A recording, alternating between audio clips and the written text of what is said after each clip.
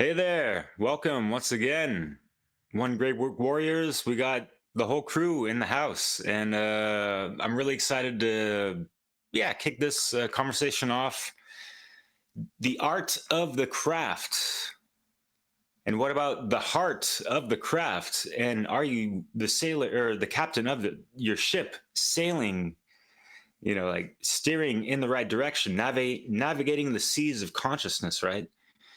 And art of the craft, the art of facts. What kind of ancient artifacts have you been digging up, throughout history or within yourself and all these things? And, throughout time and growing up, how many things have you seen like, oh, artsy fartsy, or oh, that's cool? And you see musicians and whatever's on TV and yada yada.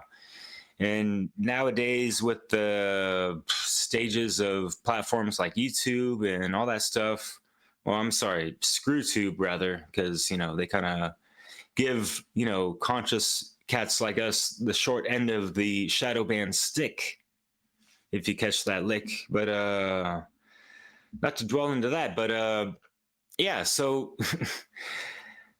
the art of facts, really trying to present the truthful artifacts of what we find on our journeys of awakening and all these things, and trying to portray and express those things to other people. And everyone here on the panel has life experiences and many influences, and we wanted to showcase some things as well as how we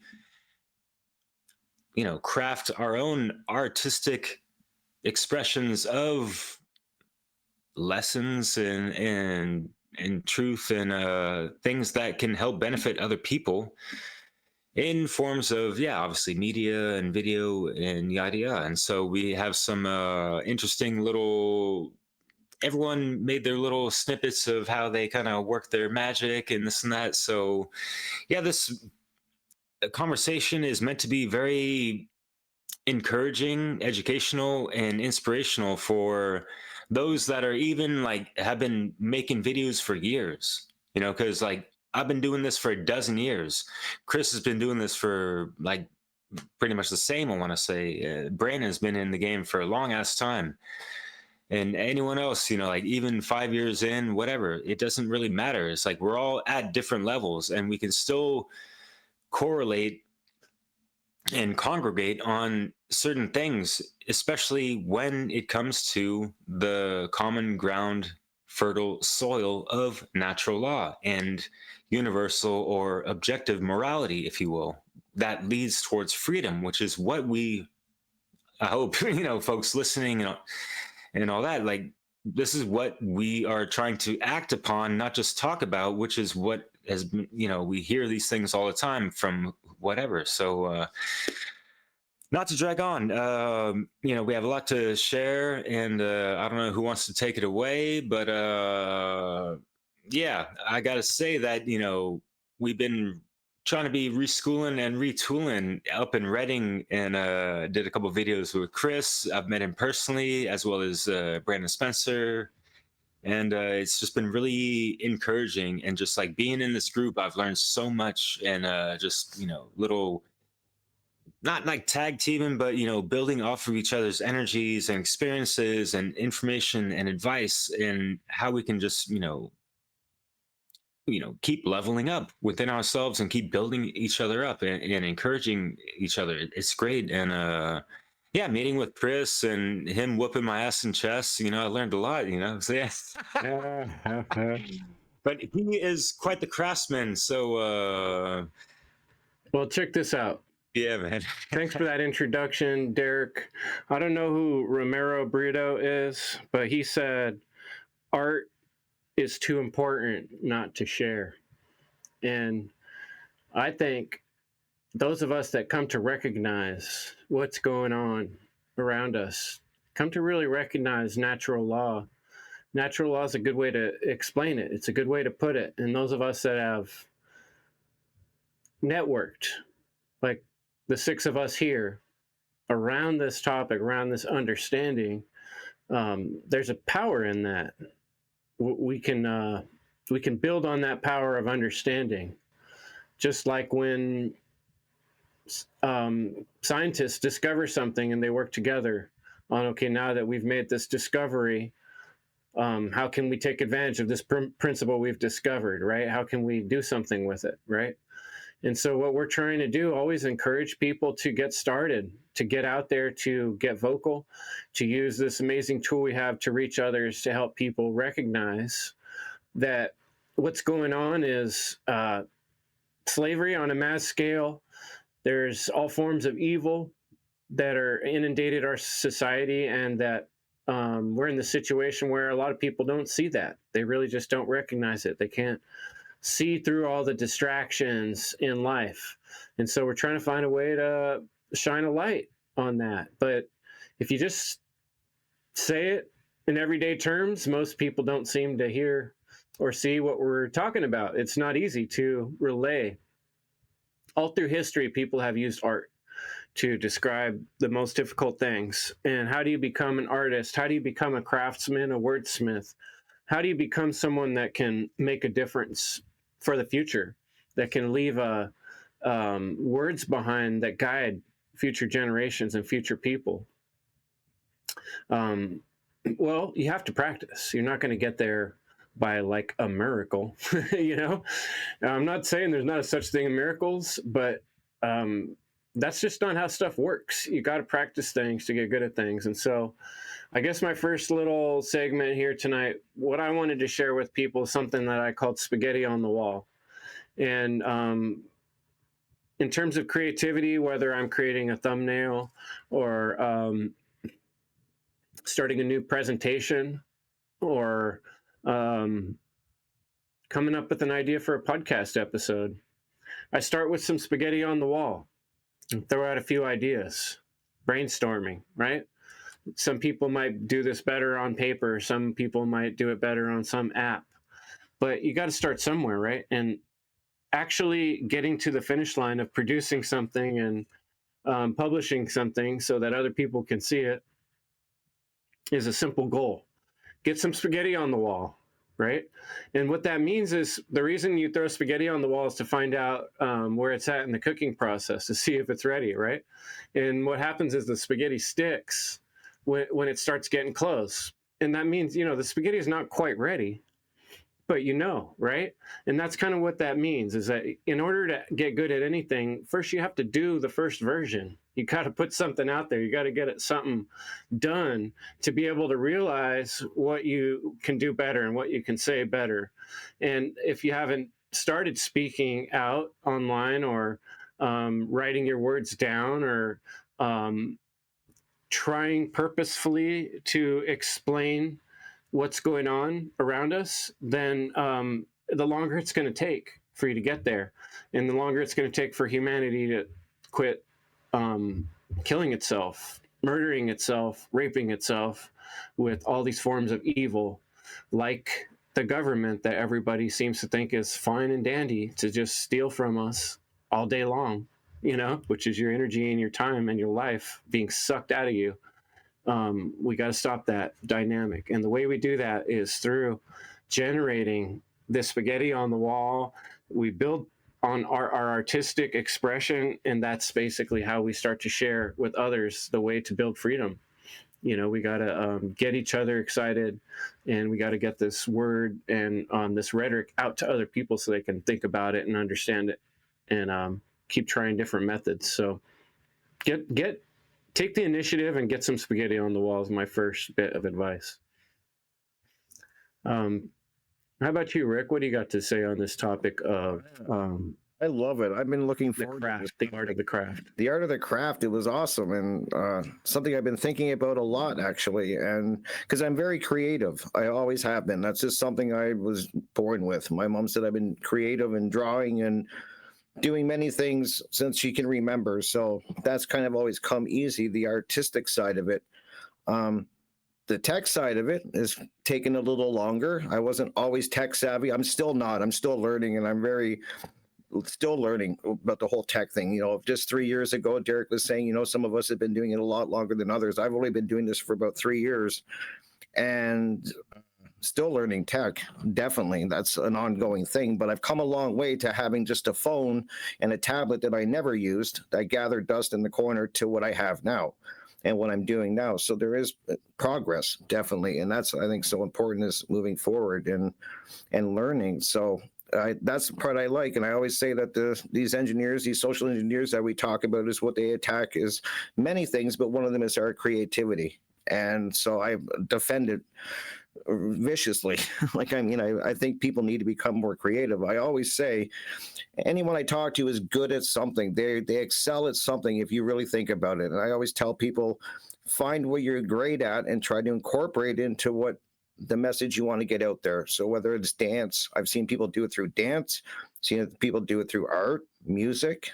There's so many different ways, doing a radio show, a podcast, whatever it is. There's so many creative ways, and I guarantee you're good at something that you could translate the message into. So that's the advice that I always give people: find your passion and just find a way to incorporate what we talk about. I think that that's really cool. That's what I've done, and so I know you guys have done that. It works, and so just think about that for a minute, of what you're really passionate about and how you can transition that. And because a lot of people take in the information that we talk about, at least I know a lot of people that do, but they never do the final step, which is the action step. They never pave it forward and put it back out there. I know so many people in my life that I talk to on pretty much on a daily basis that have this stuff down pat. They really got a good grasp of it, but they won't do, for some reason, they won't take action. They won't, they're scared to do something. They're scared to, and they always say, I don't want to do a podcast, I don't want to go on radio. Fine,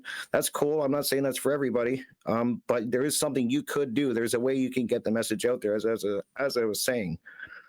So everybody's good at something. That's my advice. Figure out what it is, and that, take that action step. That's so important. And I think that one of the major things that is missing is the action step that people are doing. So I hope people think about that. And you were saying, Chris, too, that you have to practice. And I totally agree with whatever it is. I think of my music and I think of drumming. I have to practice every day. That's the only way I'm getting good. It's not given to me. I've earned it, and it's by practicing. And I always, for some reason, when I drum, it centers me, and I think about things. And to me, it's amazing, because we have a thing in drumming called rudiments. And what that is these are if you want to be a good drummer, you have to do your rudiments. Any drummer that's listening knows what I'm talking about. They suck.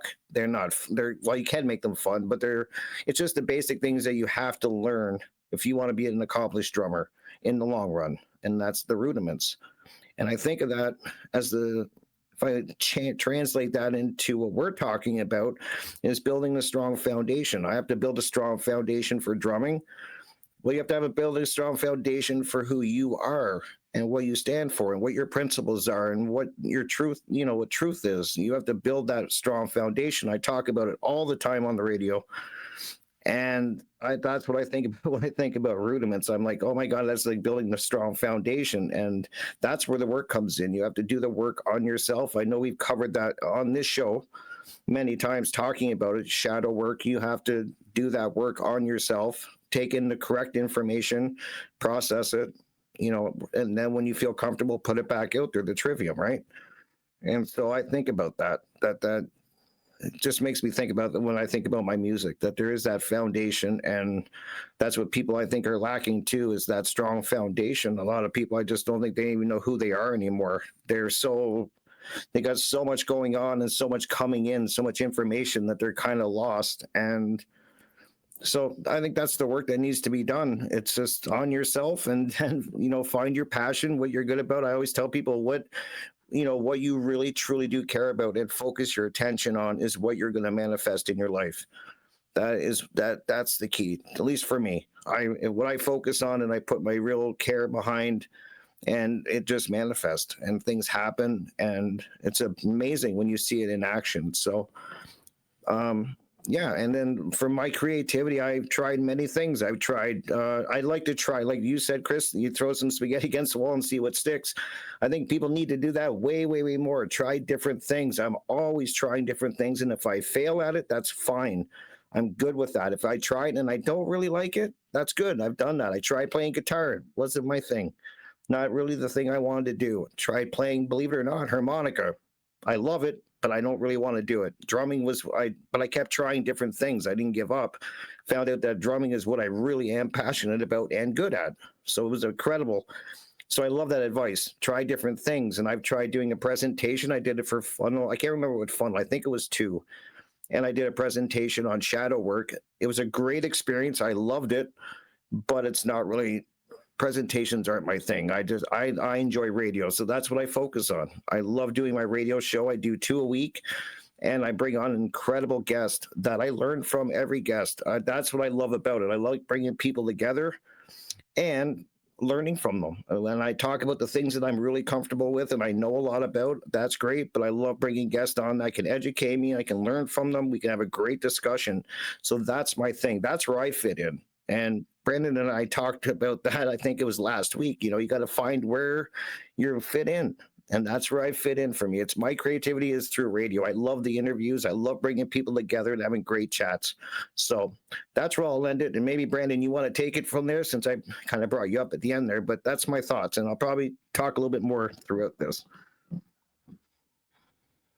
When I heard of this topic, the art of the craft, I wanted to go a little bit deeper and not just, talk about how I create, but get people to understand a deeper concept of art. Because a lot of us just think, it's something that's on a canvas. But if we go to the etymology of the word art, it just means to fit together. So to get a basis of what I am going to be talking about, I have to define a couple of words at their root etymology, because all of these words are going to be similar. So the first one would be the word art, craft, to prepare, to fit together, to combine, or to join together. And the word art is connected at this base root with the word arm, which I'm going to talk about in a few minutes. But the word craft, because art and craft are just synonymous terms. Craft means power, skill, art, might.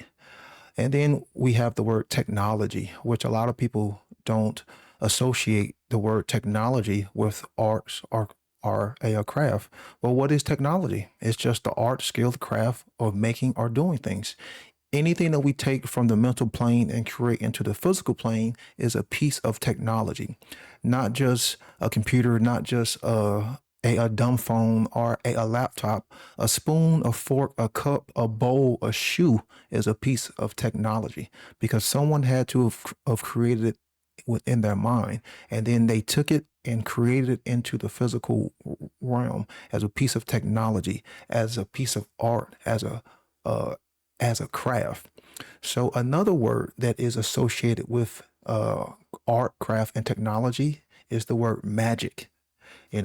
And let's demystify what that word means. Magic just simply means the art of influence. Of course, you use willpower to influence, and of course, it would be the higher will or the lower will.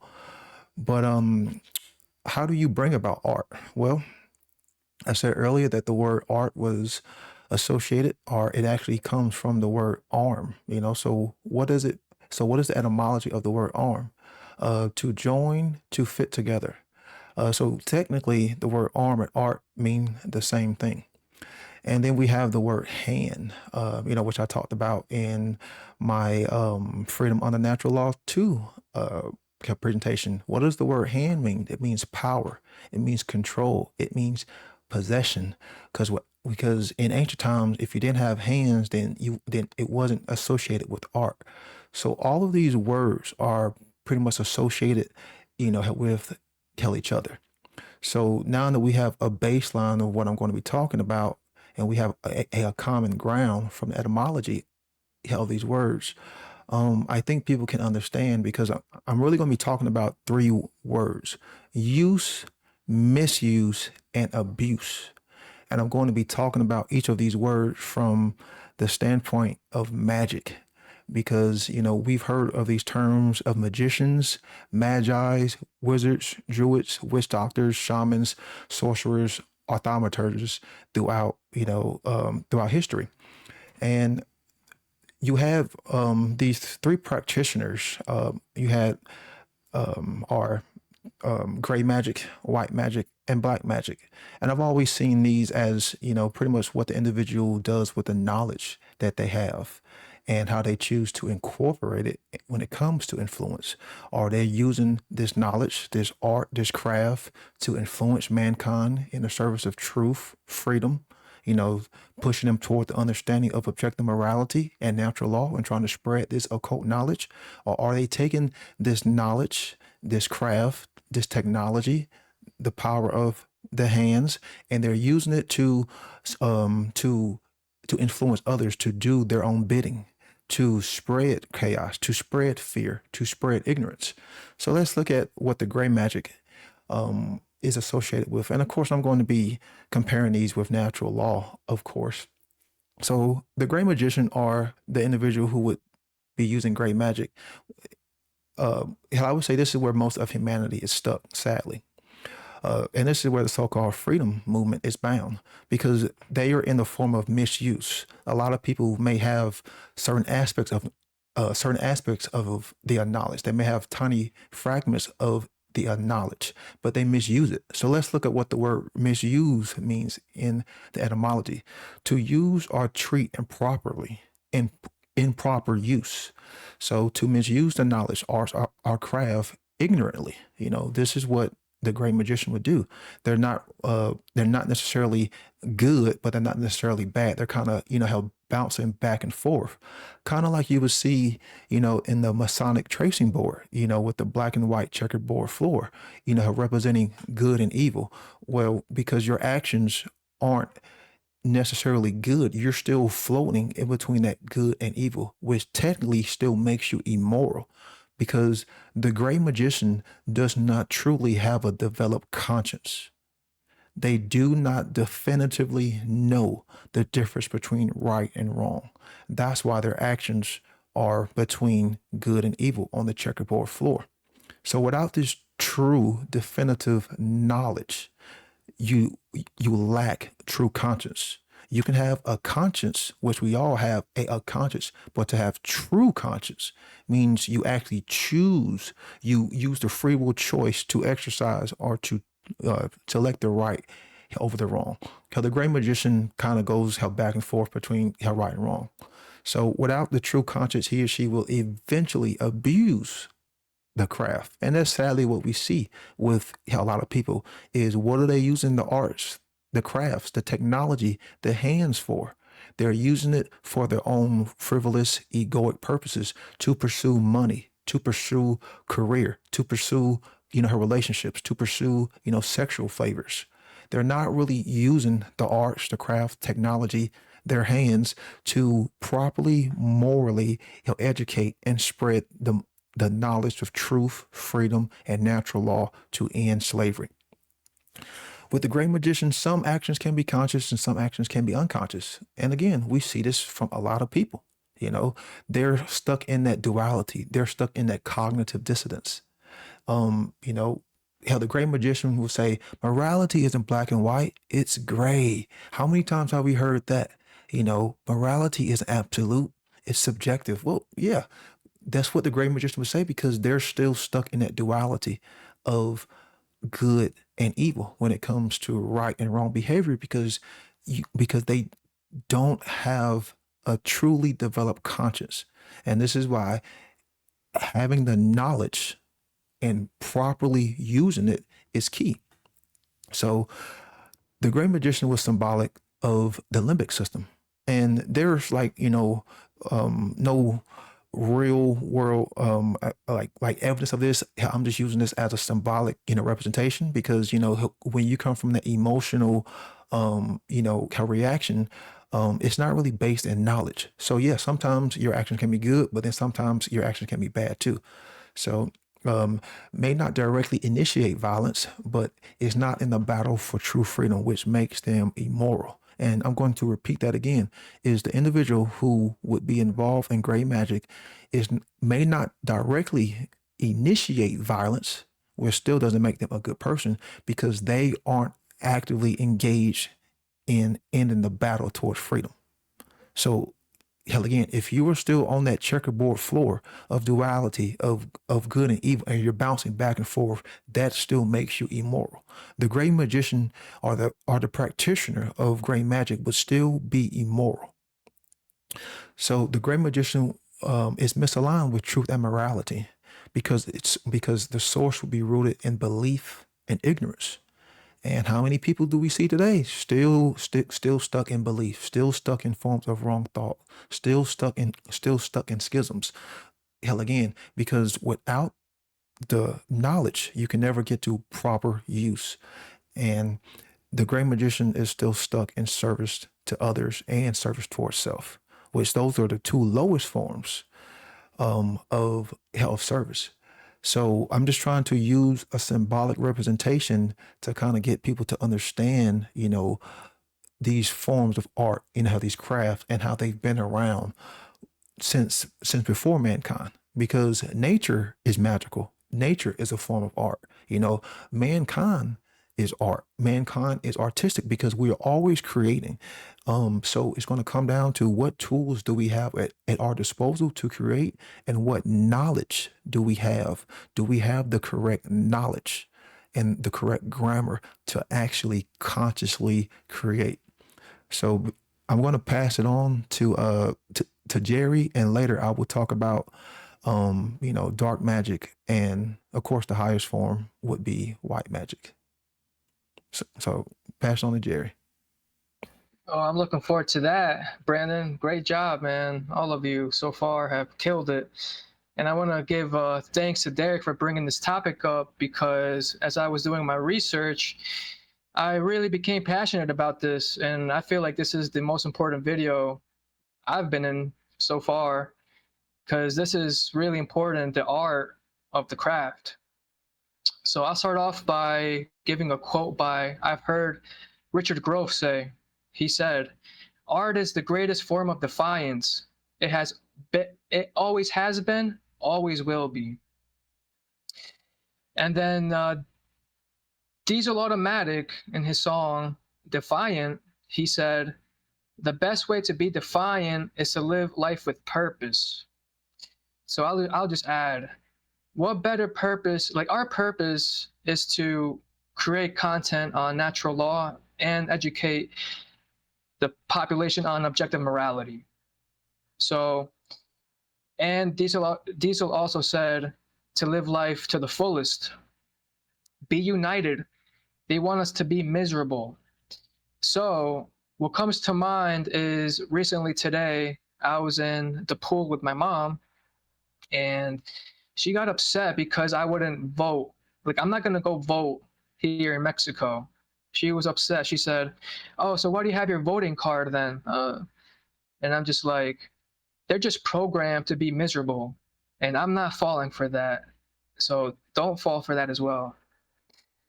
So yeah, let's keep freedom alive. Now, my main point is for you to hear about my workflow, so you can be encouraged to do it yourself, perhaps improve it, make your own workflow. And yeah, I just can't thank you enough, Derek, because I just grew so much this month learning all about, I need a right microphone, because when you create content, audio is the most important thing. Like, forget about the video. If there's background noise, or your microphone is just bad, people are gonna tune out. So I really learned that.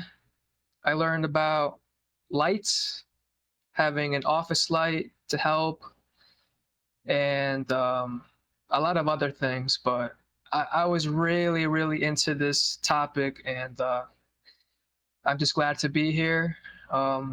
So I want to talk about what it takes to do this work, which is dedication, perseverance, which we already touched on. And man, just doing the research, it's opened my eyes. It's really taught me how important knowledge is, not being not suffering from the Dunning-Kruger effect. because I feel like I had that. I'm like, oh, I know what the hell I'm doing. But like the more I look into these topics, it's like, all right, I'm I show up. So like at least I'm doing that. But there's a long way to go for me. There's so much like I'm turning from a gray magician to a white magician. And as Brandon was talking, I just imagined like I pictured someone like jumping on a trampoline, like they're just stuck in that gray magic. And it's like in order to become a white magician, it's like you have to step off, like to see clearly. And so I want to start with why. Why is this important? And then I'm going to talk about what is the art of the craft and then how to do it. So why is it important? Because it's right. It's right action. Art challenges people's thoughts and beliefs. We need that more than ever. And creating art can help you express yourself, and it's therapeutic. You're on, Jim. Thanks, Jerry. Thanks all you guys. Yeah, so creation is really what we're after, what we're trying to get at here. For anyone who's not still stuck in that gray zone, and we're doing it right now. We're creating. We're making this video, and we thought this into existence. And Chris, even a year and a half ago, whatever, thought this group into existence. Like he created this opportunity for us to create more. So we can put more of this kind of work out. And then Brandon, like always, does an incredible job following up, adding on to the editing of these videos. And we all make slides too, like before the videos on the topic. So we're creating there, and that's something that I had never done before until I joined this group. I didn't know anything about creating slides. I didn't even have a good computer. I had some old computer that my cousin gave me that was like Linux, and I didn't even know what thing, but yeah, Brandon helped me find a good computer, and then I discovered Canva, which is really one of the biggest things is we do know is as far as putting content out, it's got to be done on the internet. Like we got to spread the word. There's so many ways to do it through art. Yeah, but using a computer is very important. So any idiot can figure out how to use Canva. I swear. Like I don't know nothing about computers, but I have in the last year, but I've been impressed with what I've been able to create. And I do have like an artistic side to me. So that is helpful. But everyone has a way of, we're all creating, we're creating every day. So if you do understand that most of the majority of the world are moral relativists, if you know that, if you can grasp that, you have the knowledge, you understand that, we're creating this to inspire you to get out there and spread the message, like in all different ways, like of teaching morality, and natural law, like keep learning and putting it back out there. So yeah, I'm gonna hand it back off to Derek and speak on some more of art I've created in my life later on.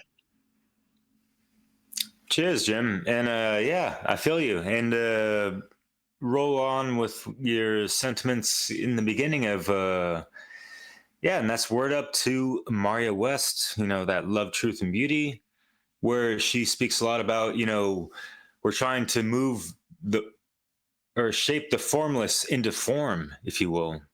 That manifestation through, through the, first gate of mentalism through into the, the physical plane of action. And yeah, how we go about that, and get from our train of thought to that place, that can be an artistic way of going about that as well. And for me, it's just like, how do you value your life? How do you love yourself? How do you communicate with yourself? That inner dialogue, just the whole thing. How does that, correspondence, right, go from within to the outer? And how, like we talk about shadow work and all that stuff, like projections and all this stuff, right? Like introspections, little, personal corrections, crossing intersections with, all this, collective conscious unconsciousness that, we're all involved in every single fucking day. So how are we just able to, just like, do you have a spiritual fucking pep in your step? Are you able to, like talk to someone, have an argument and still laugh it off and like be like, okay, that's great. It's a fucking learning experience. Like everything is, whether it's good or bad, you just have to fucking roll with the punches and, like at the same time, hold your own, stick with the, eternal principles of, yeah, take no fucking shit, but also cause no harm. Do not violate other people's personal fucking rights. It's really not that fucking hard. And the more you can just find ways to, I don't know, like get under people's skin in a comfortable way for them. I feel like, you think about the George Carlins and things like that, like you have to kind of have a thick skin for those people, yet he's like a universal voice for so many people. Like even my mother loved him. And yet, her and I had arguments and this and that, but like that was like a common thread we can like laugh about and this kind of stuff. And like he was, speaking some pretty hardcore truth, especially like since what, the fucking 80s? This man is fucking hardcore. And who do we look up to in the truth community, outside of, the alternative media, right? We have like the Bill Hickses and the George Carlins, even a little Dave Chappelle, and whoever the hell. And we have those inspirations to lean off of and not bite their style, but, like you have that and you kind of incorporate it with what you've learned and just your own personality and whatever influences that have, accumulated throughout your life. Like, how are you exemplifying that? How are you paying homage to that? And like, people that claim to be staying on the shoulders of giants, like what the fuck are you doing up there actually? Like how are you putting out that work, and how are you trying to hold them large and this and that, not just like lip service their fucking name or their works and this and that. Like we don't need fucking echo chambers. We need to like have the universal law spill the fuck over throughout the whole entire globe. Oh, what a 5-letter word. Triggers. And hey, like there's a good amount of people that just don't even know how to like illustrate certain things. Like these days we rely on memes and all these things, and people are lazy as fuck.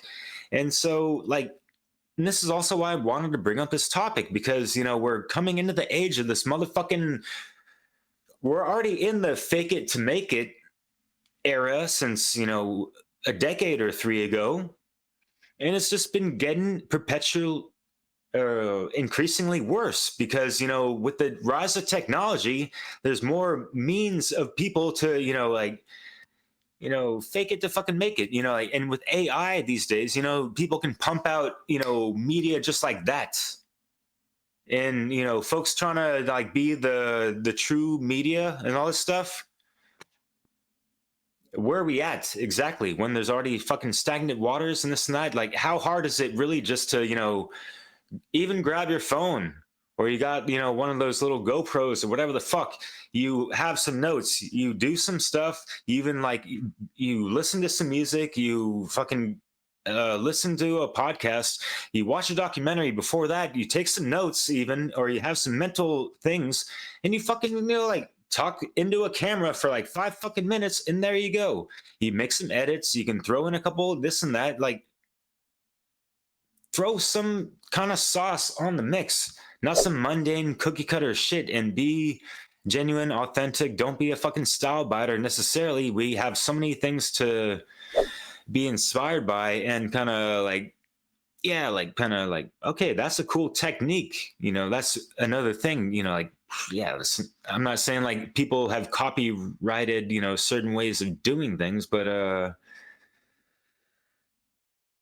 yeah, just in the era of faking it to make it, yeah, we're up against a lot of stiff competition, and folks are, hogging the algorithms because they have their monetized motherfucking bullshit at the same time backing their stuff. And so, yeah, it just sucks. And it's like another thing that drains on that independent artistry, where we have to continually go through that alchemical process, because it is that harder, that shorter narrow path and all this stuff. We don't have all these endorsements, and we don't have these fucking we're not on YouTube being sponsored by whoever the fuck, and like, oh, we got to cut in because a NordVPN is gonna save you 10% if you do this fucking, like, what? Fuck off, man. What the hell?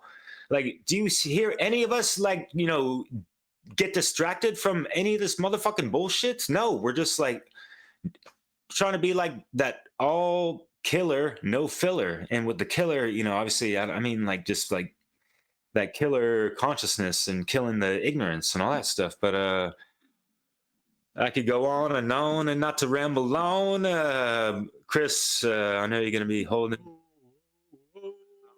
Overwhelmed with distractions. That's what the world is, right? Like, everywhere you look, everywhere you turn, there's flashing lights, there's blinky lights, there's little buzz going off in your pocket, there's bing, bing, bing, bing, shit going on everywhere. It's hell a distraction world we live in. But here's another quote by Leon Trotsky. Art, it is said, is not a mirror, but a hammer.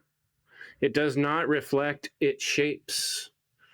Art is our opportunity to express. It really is the heart of what freedom is our ability to choose, to express ourselves, is our artistic opportunity. And you were talking about comedian George Carlin. Guy's hilarious, love him. But I had in my mind a sort of allegorical example, and it's a joke I heard a comedian tell. And really not that funny, but the way he told it, I have to admit it was funny. And the story is, he watched this guy get hit by a car. And it happened so quick, all he was able to say was, "Ah!" And he tries to tell the story like, what I wanted to say was, "Sir, you're about to be struck by a vehicle. Get out of the road," right? But all I had a chance to say was, and, it's the truth in life. Like, if you're not ready, if you don't see a thing coming, you don't have a chance to communicate clearly, right? And that's the allegory of our life. Do you want to see that car just go by and run over your grandchildren and their grandchildren and their grandchildren? That's the car representing the evil in our world that we're coming to recognize as being the case, right? Or do you want to be able someone who could communicate clearly and step out, and save people's lives before they get run over of this car, So we have this opportunity. We have our voices, and then we have these amazing amplifiers, right? We have technology that's never existed before in all of humankind, where we can speak to thousands, maybe millions of people, but our ability to do so is always hampered by our ignorance. If we don't understand the technology to do so, it's like being in a war and not knowing how to shoot a weapon or drive a tank or fly a plane. You're going to be getting mowed down by the people that know how to use those things and have those types of technology. You're over here sharpening your knife. In 2024, there's going to be drones coming down. It's like there is a point at which we have to keep up with technology, like it or not, of the day. In the time of the printing press, all of a sudden humans had the ability to send out their message on pieces of paper all over the place. So if you were there and you wanted to convince people of your particular agenda, you want to be the first person, with one of those printing presses. And all through time, we've had situations where authoritarians and some of the worst elements of society have been ruling over these kind of resources. And right now there's an opportunity to somewhat even the playing field. This is that time where we see the car coming, we see the thing in the road, the person in the road who represents our grandchildren. We have the opportunity to communicate. So we want to be able to communicate clearly. And the craft is, how do we get good at doing that, right? I mean, I've been a craftsman all my life with carpentry. I've seen all different types of carpentry throughout my years. I can walk into a hotel and start talking about the framing. I can see from a distance when a wall's out of plumb, and I can, that from time and experience, from swinging a hammer, right? I don't hit my finger anymore, I can hit the nail. But that doesn't happen if you don't get out in the field and start doing those things. So in the same way that you can learn any trade, there's a lot to this trade of speaking on the internet, writing a book, creating a podcast. On the one hand, like I'm saying, throw the spaghetti on the wall, get started, because the sooner you do that, the sooner you can start learning these things. But it is indeed a trade and a craft. And I show a little tour of my desk video that we'll share with this video, where you can see, like, I've built up quite a little battle station here. And I can think back to when I started with a little laptop that wasn't nearly powered enough to do what I was trying to do. I didn't even really have an understanding of what kind of RAM I needed, much less what RAM was back then. I came from being a carpenter with a flip phone in my pocket. And the whole reason I got a flip phone was because one of these smarty phones pissed me off, because some weird stuff changed, because I would be crouching down all day and it would bend a little bit and weird stuff would happen, and it wouldn't even act properly as a phone. So I was like, what's the point of having a phone that doesn't do what a phone's supposed to do? So I went and got a flip phone. I was resistant to technology and I saw it as evil for many years. But when I came to the recognition that I wanted to amplify my voice to the public and I wanted to teach other people what I've come to recognize, that morality is the most important thing that we all need to be talking about and observing and understanding and getting in alignment with. To do that was really hard at first. I hit a lot of brick walls. I wasn't able to reach many people. And so I had to learn about all these things, how to make better graphics, how to get better audio, how to get a computer that has enough power to stream to multiple channels and not wreck my audio in the process. What do you do with your recordings? How many recordings can you save on your computer? Oh, you need extra backup devices. All these things are things I had to learn one by one, most of them the hard freaking way, but you don't have to learn the hard way the way I did. There's plenty of resources available, people like us that are out there teaching these things. And like I pointed out when I talked to Fred earlier this week on Libercast, and thank you to Fred for doing that show, by the way. Check out Libercast, folks, if you haven't. I was saying, we both got started in Mark's class, How to Become the True Media, where he really takes you step by step through every little facet of how to do these things. There's one resource. Jerry and I went through autonomy and we're graduates from there. We learned a lot there, and we continue to learn a lot from the resource that exists there. And there's many more. And one of the things you can do is find someone that you like how they podcast, you like how they express themselves. Reach out to them, help them out, learn how to do what they do. And the best way to do that is by giving them something you have for free, right? Your help, your time. That's what your energy is. Your life is about to get smashed in front of you. It's going to disappear.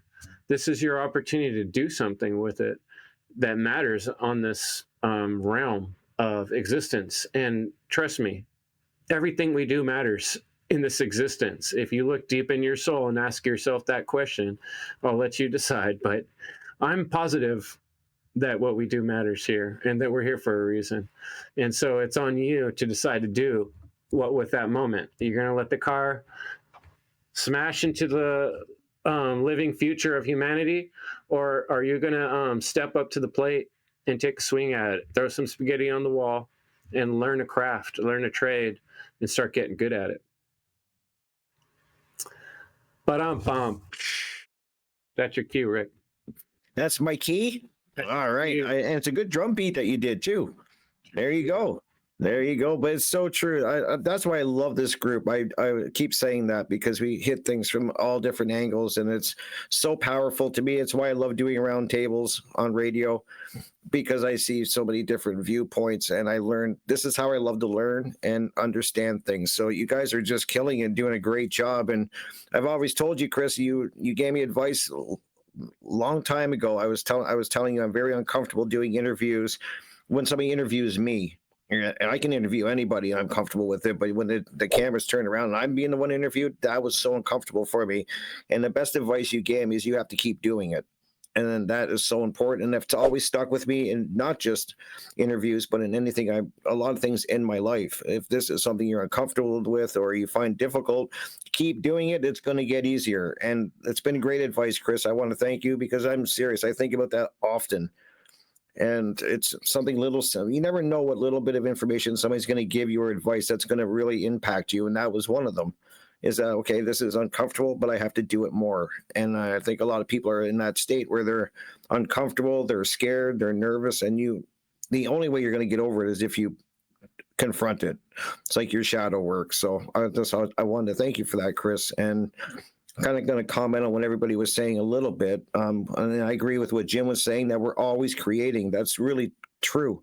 We're always creating at all times. And I just hope people will take the time to think, what are you putting out there? Are you creating good things, or are you creating destructive and evil things? That's something that people should really think about. I think that's so key, because we are always creating, and that's really interesting. Something I like to think about a lot. And Derek was bringing up, it's important how you talk to how to the chatter to yourself.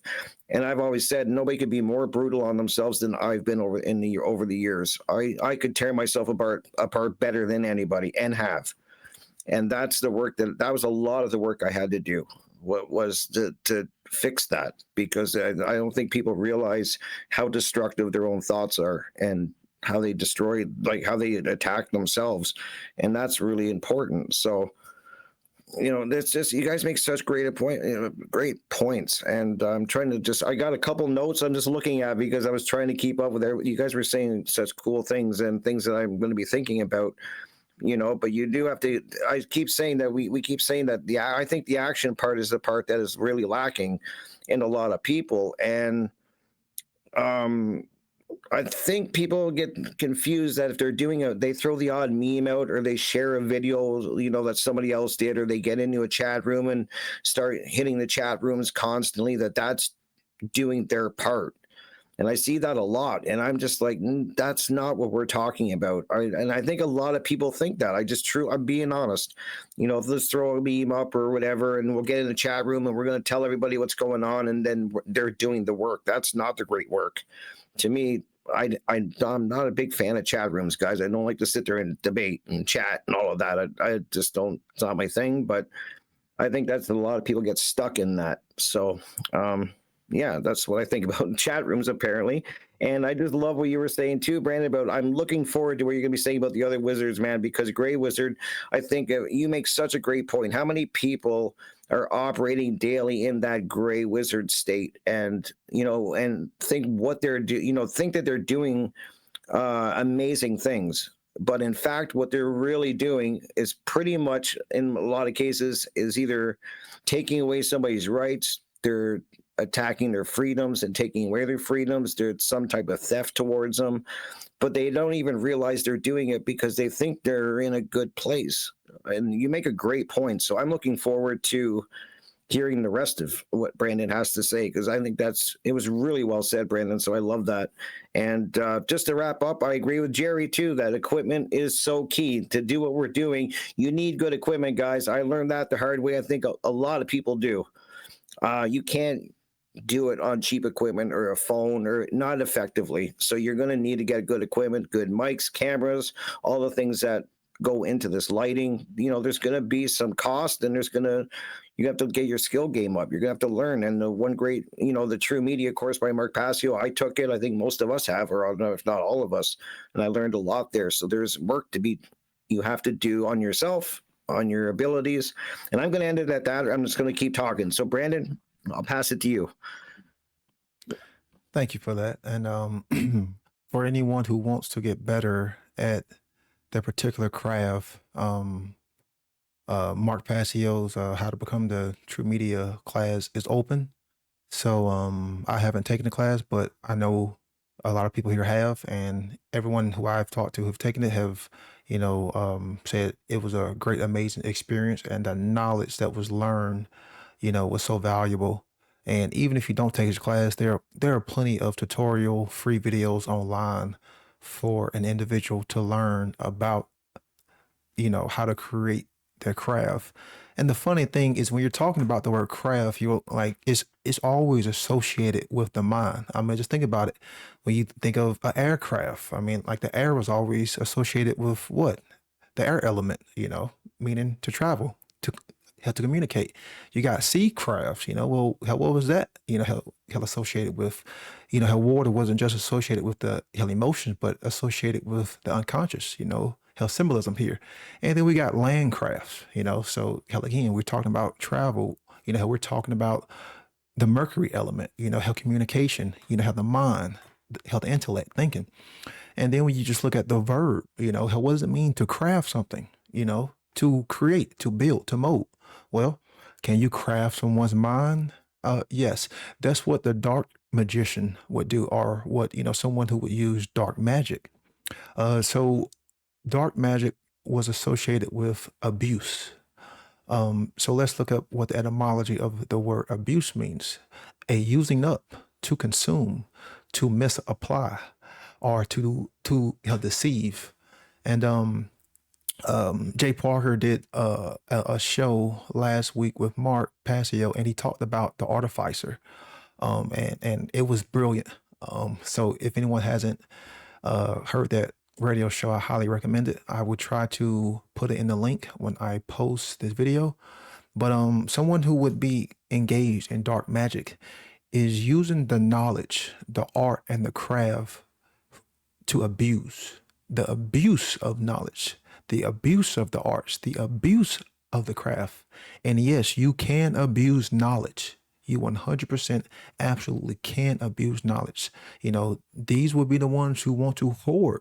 These will be the ones, who want to keep it for a selected few, keep it for their particular group, and then another means of dark magic is the use of technology as a means to spread propaganda, mind control, and the mind viruses of solipsism, of moral relativism, of statism. These are forms of dark magic because you are abusing the technology. You are misapplying it. You are using this technology to deceive people, spreading all these forms of wrong thought, using the influence to get others to bring about your desired goal.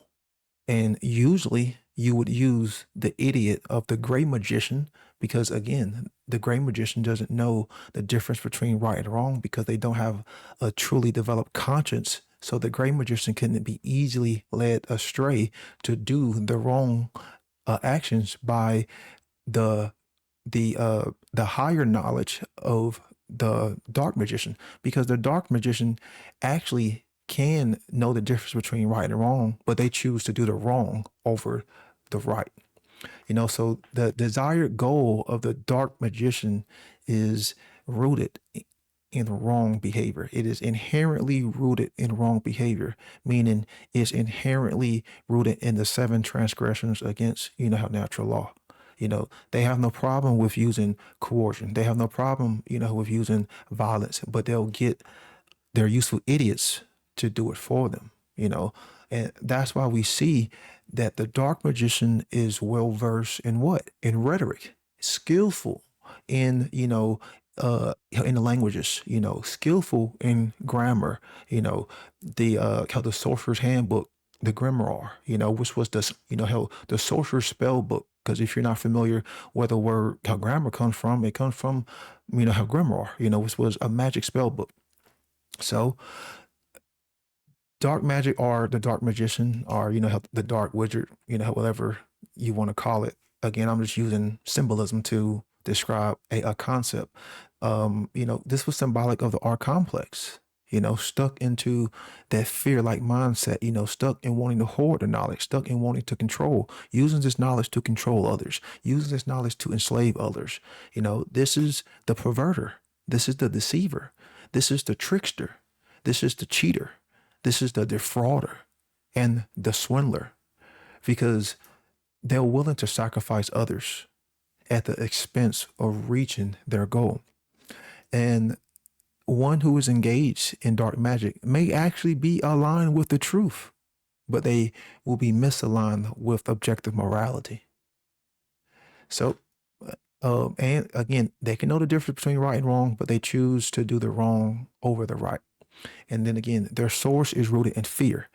The dark magician's power is rooted in fear, because fear is has always been a tool of those who want to control, And then the dark magician is in service to the self, service to the ego, So really service to the self. This would be the satanic mindset, or the psychopath, mindset. So then the opposite of that would be the highest form, which would be the white wizard, or the white magician, or white magic, because they use the knowledge as it's properly, or the art or the craft. They use it properly. They're using it for the means to help spread the knowledge of truth, to help raise consciousness. So let's look at what the word use means in its etymological understanding: to employ for proper purpose. So ask yourself, what is the role of knowledge? What is the role of knowledge? Is it to educate others, or is it to hoard for yourself? Is knowledge there for a particular group to maintain control over it, or is knowledge there for everyone to learn from, to educate themselves, so they can have a better understanding of themselves, so they can have a better understanding of reality, so they can have a better understanding of how to build? Because without knowledge, where would we be? Will we not always be in a state of ignorance? Will we not always be in a state of darkness? Without knowledge, how can we communicate? Without knowledge, how can we build with other people? You wouldn't be able to, because without knowledge, you would just be nothing. You would be nothing. So white magic is the proper use of knowledge, the arts, or the craft, or technology. Technology. Because again, remember, arts, craft, and technology all mean the same thing. They all mean the same thing. So in today's day and age, you could say that the white magician would use the technology to help educate others, to help inspire, others, and give them something to aspire to help use the technology to spread the truth, the knowledge of objective morality, the knowledge of freedom, and to get people to understand, hey, we're all enslaved, and we need to come to an understanding of the requirements in order for ourselves to get out of this and raise our consciousness, so we can elevate our consciousness, and therefore we can end slavery, not just for ourselves, but for all beings. The white magician makes a conscious free will decision. It is not unconscious. It is a conscious, willful decision to choose the right action over the wrong action. So you can say that the white wizard, or how the white magician, again, these are just words to describe a concept. The white magician has a true developed conscience, meaning they have the definitive knowledge. They have the definitive knowledge of right and wrong, and they choose with the willful choice to do the right over the wrong, even if it means death. Even if it means death. Because they have a care for the truth and morality. So the white magician uses the technology as a means to inspire others, as a means to be a teacher. Because if you look at what the etymology of the word teacher, it doesn't just mean,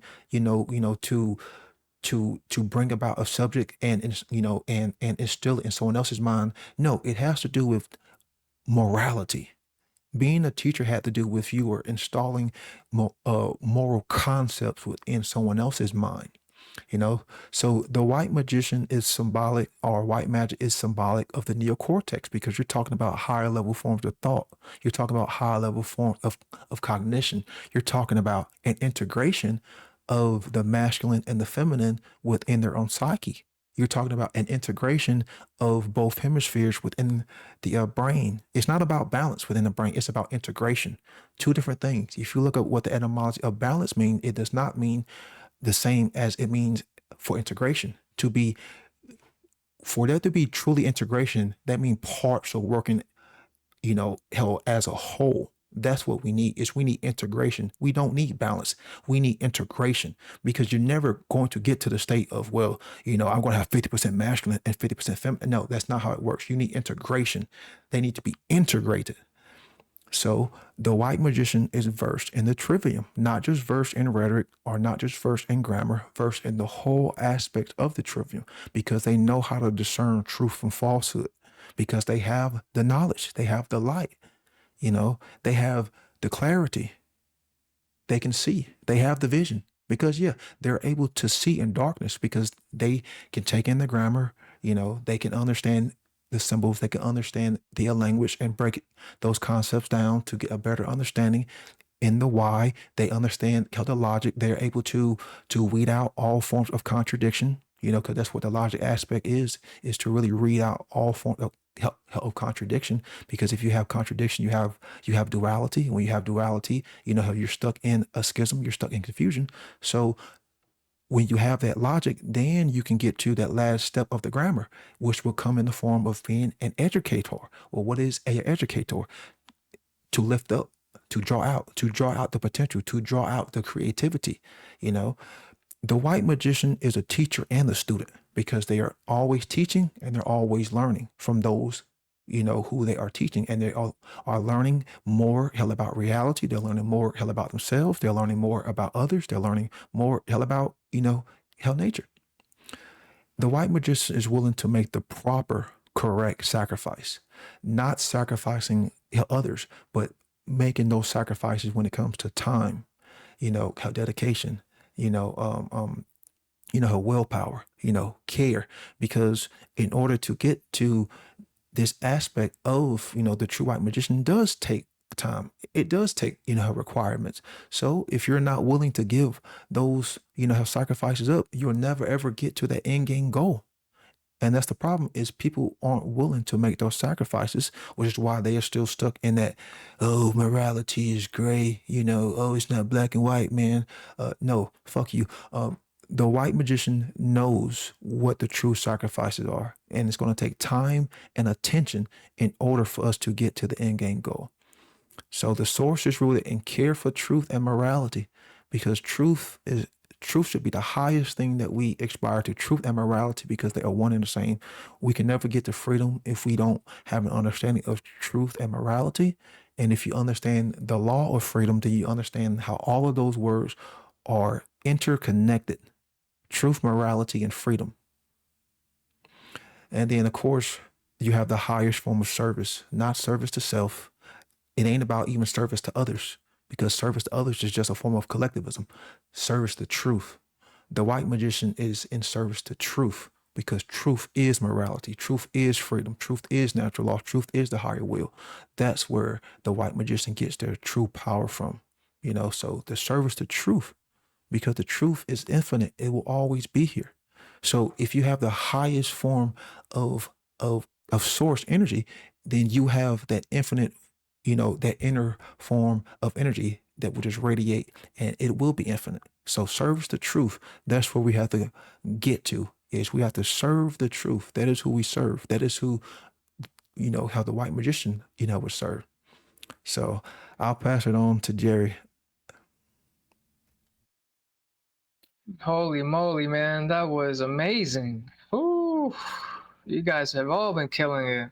Like, wow, that was very encouraging, and I'm excited to go on my second part now.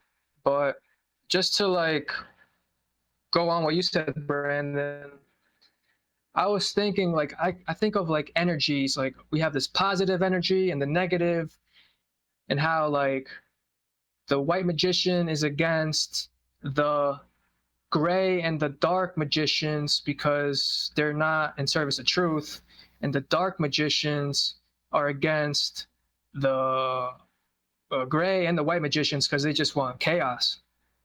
So it's like it's time to align ourselves to white magicians, folks. It's in you. You know, I picture like someone who has been possessed, and then like they gain, like, I don't know, I'll take you for example, Brandon. You're like encouraging them, you're giving them knowledge, and like they kind of wake up, but they're still possessed, and it's up to them to like kick that fucking demon out. And that's like the transition from a gray magician to a white one. So that's what came to mind. All right, now I wrote down some definitions of art and craft, so I might as well share them for consideration. So dictionary.cambridge.org says art means a skill or special ability. So, example, the art of the craft. And they have many definitions, but I'm just going to give one. Merriam-Webster.com says skill acquired by experience, study, or observation. The conscious use of skill and creative imagination, especially in the production of aesthetic objects. And here's what the Stanford Encyclopedia of Philosophy had to say about the definition of art. The definition of art is controversial in contemporary philosophy. Whether art can be defined has also been a matter of controversy. The philosophical usefulness of a definition of art also has been debated. But I think, Brandon, you laid that to rest. And now I have one definition for craft by the dictionary of .cambridge.org. Skill and experience, especially in relation to making objects, a job or activity that needs skill and experience, or something produced using skill and experience. Now, I'll touch on really quick from my research what the difference between art and craft is. I found that craft is more like, I don't know, collectivism. Like people used to make like these items for the king. I don't know, I think of a chalice, just an example, and how art is more individualized, so like a painting. But again, Brandon really covered that. So I'm going to cover what's required of this. I'm going to say communication is required, communication skills. So like Chris said, throw spaghetti at the wall. And like Rick said, the advice he received from Chris, he's, you know, perhaps not confident in being interviewed, but the more you practice, the better you get at it. And I'm still practicing myself with my listening skills because my, you know, how Mark says the duck quack, like that shit's real. And it's like, shut the fuck up. Like listen to what's being said so you don't have to listen to it again. And like really be in the moment, pay attention, and then once it's your time to speak, then you can speak. Networking is super important. Like I recommend you guys join a mastermind because that's how I got here. You know, by networking and autonomy, I met Chris, and you know, the stars aligned.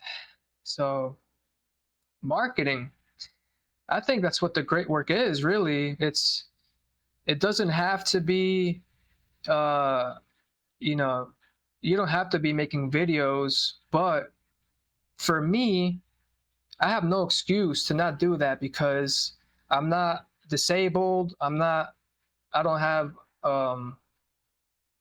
you know, I'm not retarded, like mentally. So I'm able to do this. And the reason why is because this is how we reach the most amount of people, like great magicians that want to be white magicians. So that's a skill required. Research, graphic design, technological skills, like you said, Brandon. And I didn't even know that like art is the same thing. Holy shit. Let's see.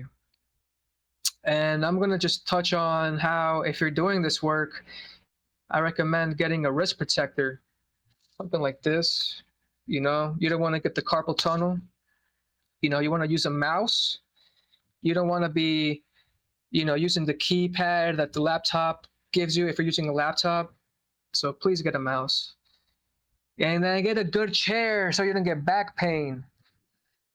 This one is, you know, it's up to you, but I plan on getting a plant just because it's like it brings life to the room. And then sticky notes. This is something Richard recommends. He says you get an idea, jot it down on a sticky note. There you go. So I don't have to say any more. Let's see. And I'm just going to touch on when can you do this work. So I say when you're bored, creativity will emerge. When I'm walking, I get thoughts all the time, and I just write them down. And your free time. So, you know, I've been doing sales and autonomy, and I understood how autonomy says just sacrifice, and this is like to Brandon's point, how the white magician will sacrifice time to do this. So sacrifice the time to be a white magician. And let's see, where can we do this? I say in a clean room. If your room is all disorganized, you're not going to be as creative. All right, I'll pass it to you, Jim. Thanks, Jerry. Yeah, so I thought I'd share kind of my journey in the last like 6 or 7 years when it comes to creation and art and like where it's led me. So yeah, back in 2017, I kind of followed my heart and decided to try to turn people's properties and front yards into like farms, which is like crazy to the public, right? And I found out fast, and I knew that was going to be kind of the, you know, how it would go over, but I was going to just try to do it anyway. So I learned, you know, that was definitely part of the journey. Is I learned like the consciousness of humanity of where I live, Long Island, New York, one of the most stressful places, like probably in America, the suburbs of New York City.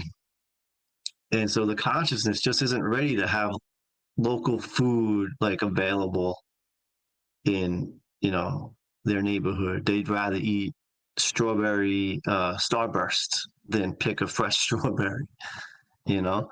So but I did that, and as I was doing it, I kind of like thought, I want to see what this looks like from the sky. And my friend had a drone, and in the beginning it was just straight lines, like more based on regular agriculture, even though I was coming from more of a permaculture background. But that was another thing. I didn't think people were ready for permaculture.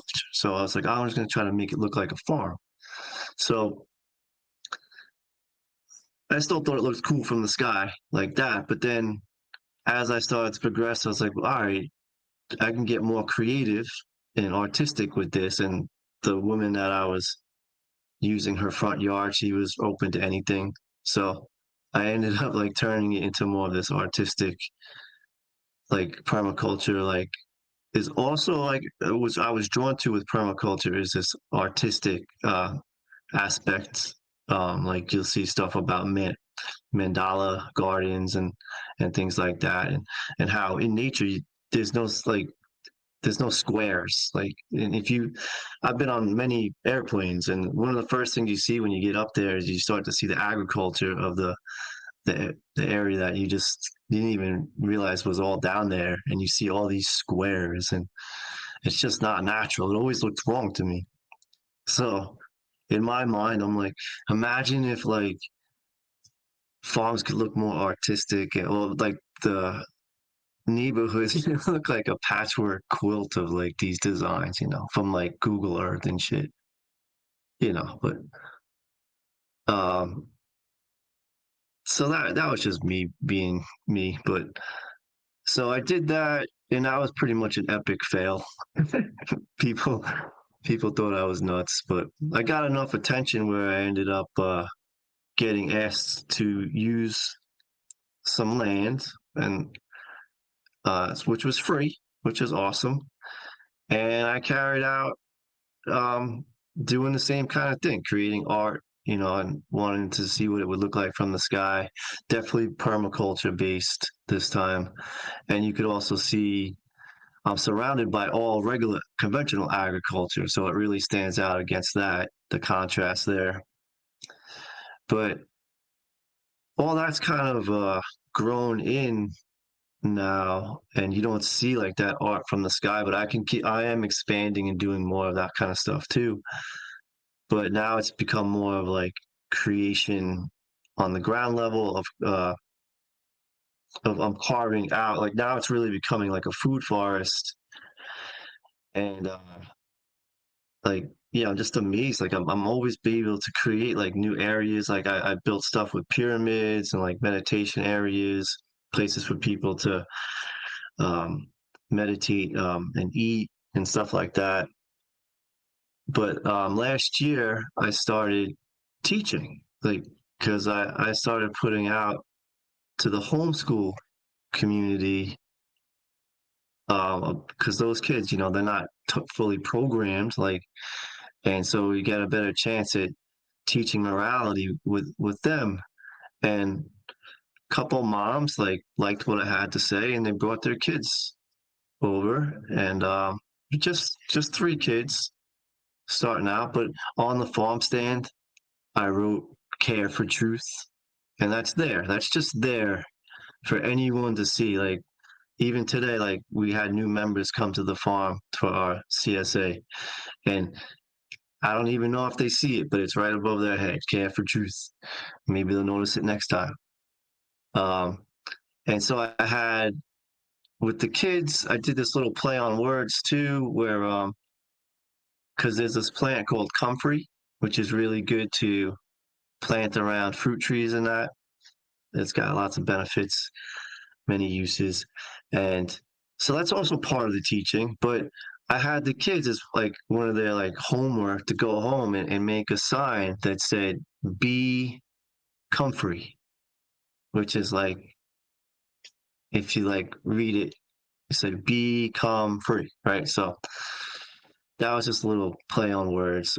And like this year, I was thinking, what I'm gonna do, because they want to come back, is I'm gonna have create some more signs, like one about the golden rule, one like you reap what you sow, what is a right.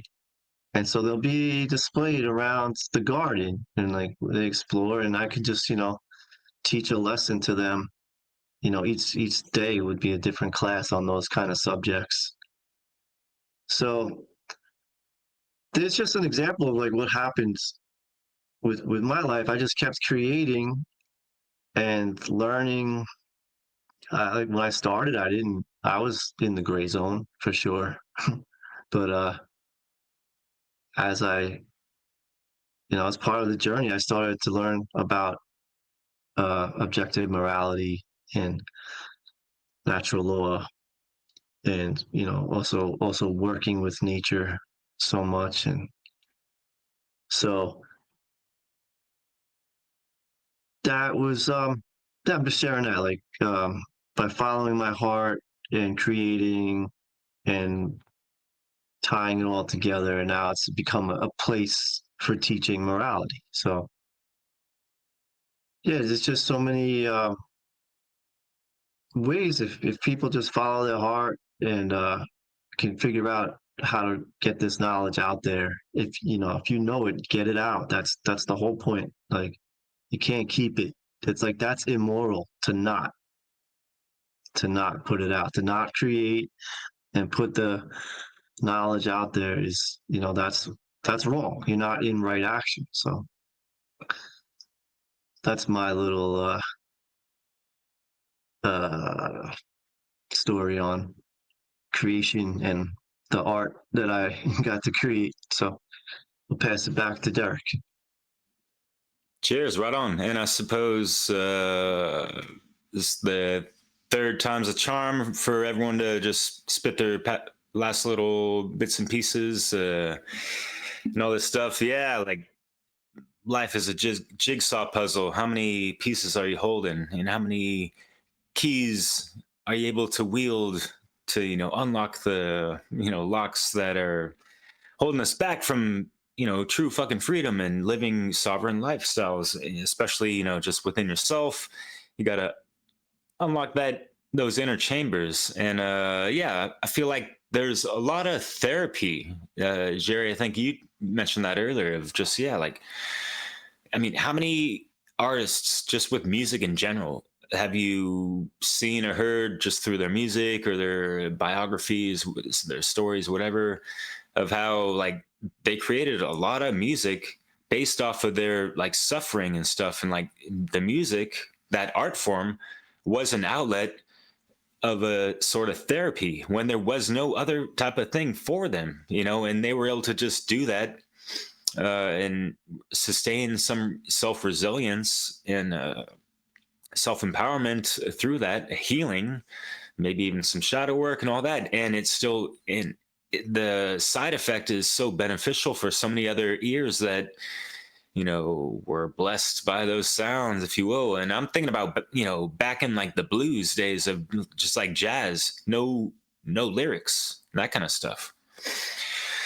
And that was another time. And like it's interesting because there's how many artists of that era before and after were highly addicted to drugs, but regardless, they had such crazy will force or whatever they tapped into, that magic within themselves. It just manifested some really incredible, timeless material art.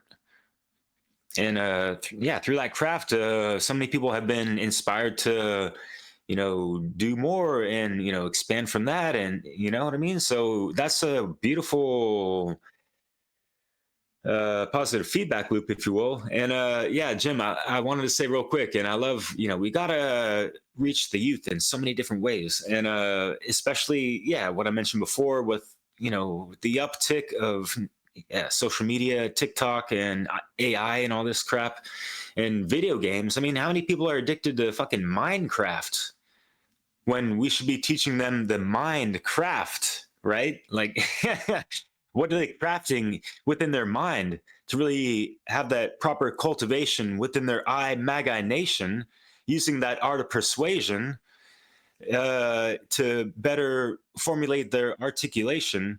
And yeah, that's just part of my formulation of communicating, conversation, and all that shit in whatever kind of situation. And it depends on who you're faced in, whatever kind of situation, and all this stuff. So that's just me exemplifying how the fuck I go about my life, and I'm not trying to be some kind of poser. This is just how I fucking talk and act and whatever the hell. It's just my liberté and that kind of stuff. Like, and I have a lot of hip hop influences, obviously, if you didn't recognize that. And one of the influences of this title, of why I chose this topic, is there's like a makeshift crew called Shape of Broad Minds. And this is like early 2000s. I was, still widely unawake, but, into the counterculture, fuck the system type of shit. And just like having that mind expansive type of music. And the album was called The Craft of the Lost Art. And just, thinking about all these artists that, go off on all this abstract stuff, like where do they come up with these things? And that I love the low tech introspect of, how much these people produced, how much magic they manifested from so little, especially in the fucking early 90s, like prepubescent, like internet, YouTube days and all this stuff. And what do we have here? A dime a dozen fucking YouTube bitches, like, oh, subscribe. And because I need to, I'm trying to reach my goal of umpteen thousand subscribers. What's the fucking goal? What's the goal? What are they trying to do when they reach that goal? Are they just trying to, get some kind of endorsement type of shit and get their YouTube clout? What the fuck are they actually doing with their, umpteen hundred thousand whatever subscribers that they have? Where the fuck are they leading these people? Yeah, they're the gray magicians. They don't even know where the fuck they're leading their own fucking lives, because they haven't done any kind of self-initiation into, exploring the unseen realms within themselves first and fucking foremost. But, to each their fucking own. I'm not trying to say these things to be bitter and, cut down other people. Like, the landscape is so vast these days because everyone can afford a little microphone and, hey, I'm, or just this, and yeah, like the Dunning-Kruger effect is live, indirect, in too much effect. And it's really muddying the waters of attention spans and what's out there, and just the accessibility of things. And obviously the algorithms don't help out and yada yada. But honestly, for any kind of encouragement and all that stuff regarding that, because yeah, it can be a long, arduous road doing this stuff, especially when you're not getting the type of views or subscribers or whatever you might have thought you had in mind when getting into this stuff. Yeah, expectations can be a bitch. Yet if we just, keep certain things in the back of our mind or in the forefront at all times of, like, are we doing this for the higher good? And, always keep in mind and remember what has always been reminded to us, like, we're doing this for a higher fucking cause. And we're doing this for future generations as well. Whatever we're putting out there is getting echoed into the ethers of the you and I verse.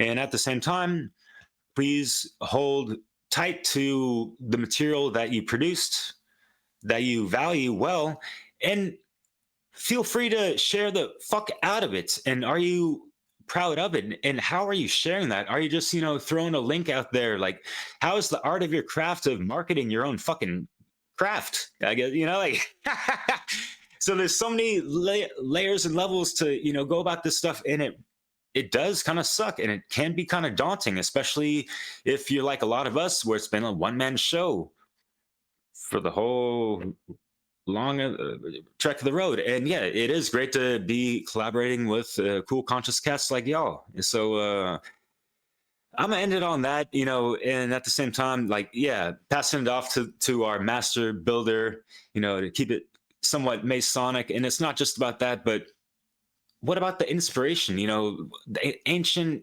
architects of not just, the European Gothic stuff, but I mean, think about the Asian, the African, the Indian, and Mesoamerican, and all these places that had like these temples and pyramids and all these structures and sculptures that today we can definitely, I don't like to use the word emulate or replicate, rather, but it's always the money and how many corners are trying to get cut in the process. And we have these fucking square box fucking materialistic bitch shit these days because modernism. I don't know, Chris, you know more than me, but tell me what it is and what it be, mon ami.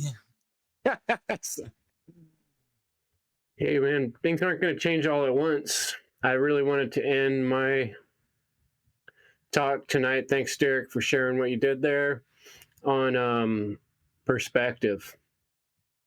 I think that everyone's perspective is crucially important in this reality, in this game, in this situation we find ourselves in. We're all like different little dots on the playing field, and we forget as individuals that our perspective is unique, and there's no other one like it. And we know our own perspective because we are living in it, but other people don't. And when you share yourself, whatever your brand of sharing is, you know, Derek's got his rhymes. Brandon's got the amazing allegorical comparisons. Jim's got these real life stories of things he did. You know, Rick's got these accomplishments of learning incredible skills. Jerry's just down here giving you simple, everyday, day-to-day advice on simple things right in front of him that he's learned that he can show you, and describing a path for you, you know. So your perspective is extremely valuable, and it's rare and unique, and that's what's hard for you to see, whoever you are as a listener. So just kind of wanted to remind you that, and also that, you know, the hard work, creativity takes courage. That's a quote, Henry Matisse. The hard work is every day in the little things you do, and then the ignorance and the laziness is all the little things that you don't do. And so it's like I said in the very beginning, it's easy to get overwhelmed, but I've found personally the most practical way to move forward in terms of becoming a better craftsman or mastering any skill or art is working on it to the extent I'm able, a little bit every day. And the things that we accumulate in that manner pile up to a big giant pile. And I'll just end it with my quick old man story. Years and years ago, I was the first carpenter on a job site, and the foreman set me down with my job, and the truck came in and he dropped off 2 tons of steel. And it was in long 20-foot rods of what we call rebar. And I had a machine that bends the rebar and cuts the rebar. And all day long, I had to cut and bend different size pieces and put them in different size piles. And I looked at the end of the day, and all the piles, you know, all the steel had been cut and put into different piles. And I started thinking about it and thinking about that whole pile. It started off as a 2-ton pile of steel, and I picked up each piece, took it over to the bender, cut it, bend it, and set it in a different pile. So I moved each piece twice. So I realized I moved 4 tons of steel that day, you know? And when you look at it from the perspective of the whole day, it seems like, oh, there's no way a little skinny guy like Chris could lift 4 tons of steel. But I did. And I didn't do it all at once. And that's not how you're going to perform the great work. And that's not how you're going to reach people. You're going to do it one stick at a time. Pull it out, measure it, mark it, put it on the bender, bend it, cut it, put it in the pile. Okay, call it good for today. You got something done. Let's try again tomorrow. Right? That's how you're going to get it done, folks. One thing at a time. Start throwing that spaghetti on the wall and start building those bricks, because we need to, or tearing down the wall, however you want to look at it, you know, chipping away at the bricks, maybe, you know, but get involved and make whatever moves you can, because otherwise it's just going by. So, yeah, we need your perspective. Rick, you want? That's awesome, man. You're in. Yeah, I just think I want to thank you all for joining us here, and for all of you guys. I learned so much from you guys. I say that all the time because it's true, and you guys really get me thinking about things. And so this was incredible. This was a great topic. I think this is one that people needed to hear, that it's so important that you have to start taking action. I keep saying that's a step I think that is really lacking, is a lot of people are taking in this information, but they're kind of keeping to themselves, and they don't know how to get it back out there, which is what we're kind of talking about a lot today. And it's amazing. And Brandon, I loved the way you broke that down. I really did. I've been taking notes actually, because you really nail it. And I'd like to get you on radio to break this down even further, because that's how people are. We are definitely up against dark magicians, and you know, they're kind of running rampant, and it should be obvious to people by now, but it's not, it seems. And yeah, and I'm kind of going to bring this full circle, because we've been talking about a lot of things, but I agree with at some point tonight we were talking that, you know, one of their main weapons is fear. And that is so true, because as long as they keep you in that fear state, which they do constantly, we're always in that state if you're not aware of it, there's not really any conscious thought or learning being going on, or you can't even really get to that point if you're in that state of fear. And what do? They hide, they do their well, they're doing a great job of hiding what true objective morality is, what rights truly are. It's incredible that a lot of people don't even know what that is. They promote moral relativism, and when they do that, I always tell people they own you. We're going to remain enslaved forever if this mindset doesn't change. And people have to be stop getting into arguments with each other and groups and chat rooms. And you have to stop this. I think it has to stop, because it's a lot of thing that's going on is this fighting amongst everyone.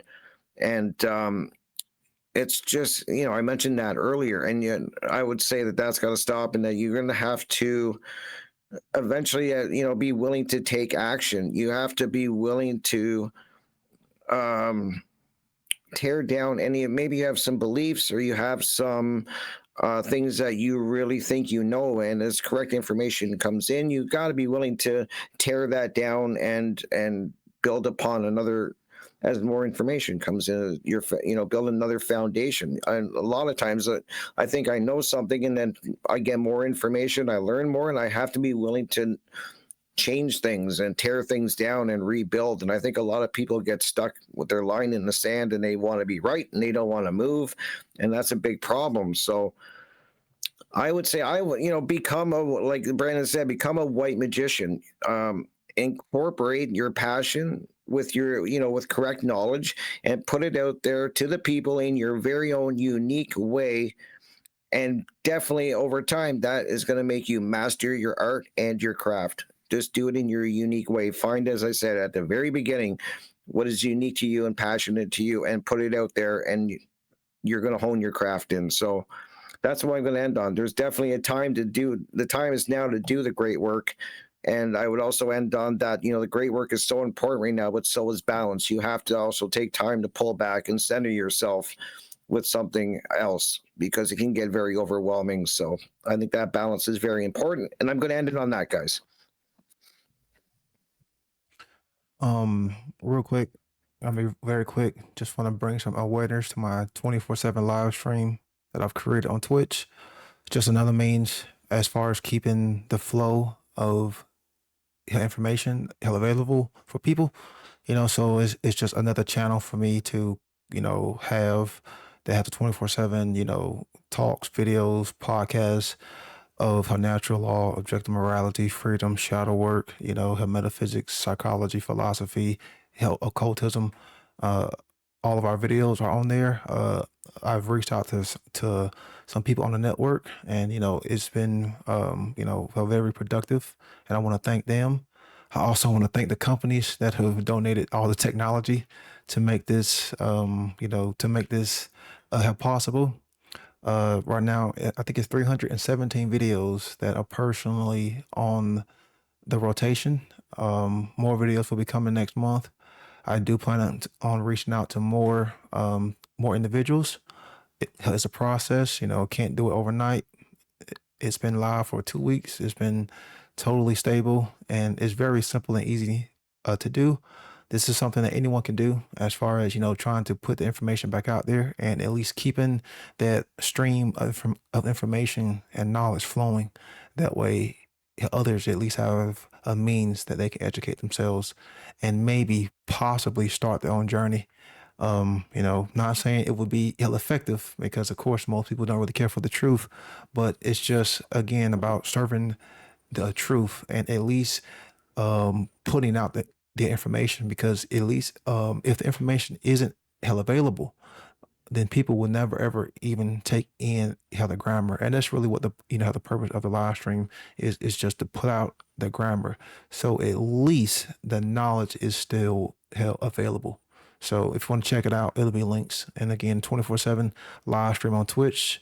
Next month, I plan on 24/7 live streaming to 2 platforms. Then it'll eventually be 3, and who knows after that. So pass it on to Nice. Jerry. Well said. That touches on what Chris said. It's like you don't move 4 tons at once of steel. You move it one at a time, 1 stick at a time. So kudos to you, Brandon. And I would Uh, say yes, check that out. I should check that out actually to get more fact up on objective morality, freedom, and all these things because I don't want to suffer from the Dunning-Kruger effect. Got to stay sharp. Like the technology skills don't mean shit. If my philosophy is off, so like I said, I have a long way to go still. The white magician is constantly growing. He's the student too. He's a teacher and the student. So, all right, I'll just finish off with how do I do the great work? So, like Brandon said, engage the two brain hemispheres to enact full brain power and creativity. It's not just the right brain, it's both of them combined, you know? And then visualization is important. Like, I gotta see myself doing it, because then it can come to fruition. And that's like, it has to do with creativity as well. If you can't imagine it, then there's something wrong. So practice that. And, I apply the trivia method to this. So essentially, I collect the grammar. So I would go to Brandon's 24/7 live stream, collect all the grammar. Don't judge it, just let it soak. And then the strong knowledge will survive, and all that weak stuff it's just gone, And then the rhetoric. So I'm still working on this, but it must be done. Like Crypt said, action is required. And I've been thinking about talking to people about these topics because I think, like Chris said, our perspectives are important, and the more perspectives that I can get, the better. The better of a story I can tell. And the way I do my research, like I'm not gonna lie, I use YouTube a lot, but I also want to dive in more to like the search engines and read more, read books. But yeah, the information is out there, and I have here an AI app called Udily. You don't even need Udily. You can record yourself using OBS, listen to yourself. Of course, you need to know how to use it. So I recommend typing in a search engine how to use OBS. Or you can watch Brandon's video on that. And then you can record yourself and just improve. Talk to a friend, say, hey, I plan on speaking about this. Can you give me any feedback? And then once you receive that feedback, improve. And then here, prepare, test your audio mic, your video, and OBS before recording hours prior. I'm not at that stage, but I figured I'd share that. And then be vulnerable, be yourself, Like at the beginning when I mentioned what Diesel said,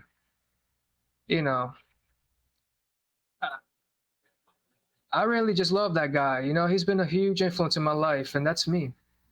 So, and then also have here, I help Richard Grove out cutting Grand Theft World clips. So, essentially, what I do is I download his whole full podcast, and I find good clips, and they have AI tools for this as well. But essentially, I use DaVinci Resolve, cut the clips, upload them to his media channels. So I'm just saying how I do this stuff. And then I would say to conclude, I would say share these videos, folks. You have, FogTube, whatever, fake book, Yeah, there's these resources. And now my real conclusion is we need to embrace the phrase just did it versus just do it, like we just did. And I got that from Richard Grove. And then doing the great work is how we serve the truth and take action. I'll pass it to you, Jim. Right. Thanks, guys. Yeah, I was just gonna say kind of what Jerry was saying about being vulnerable, just and like be weird. Like when it comes to practice, like that's another thing that's very important. Like we have to practice these things, practice being weird. Cause I was very low key about things and like even like turning someone's front yard into a farm. That's weird. And I knew if I did it, it was gonna be some kind of, what I was gonna get back was not gonna be positive, but I kept being weird and then I started putting out like I got on social media. And if you're just talking about if what you're saying is true, you know, that people are gonna think you're weird for saying what's true, but fuck it, you got the truth on your side, You're not saying anything that's not true. If you're talking about if you're teaching morality. So practice being weird. That's the message I got for you. Like, because it gets easier. Like, you even start to like it. You like, like being, hiding from like being your true self sucks. So you're not even really being weird. Society thinks you're weird, but fuck it, be weird then. That's it. That was awesome. Cheers, fellas. Yeah. Thank you. Yeah, great episode. Thanks everybody for coming and sharing what you had.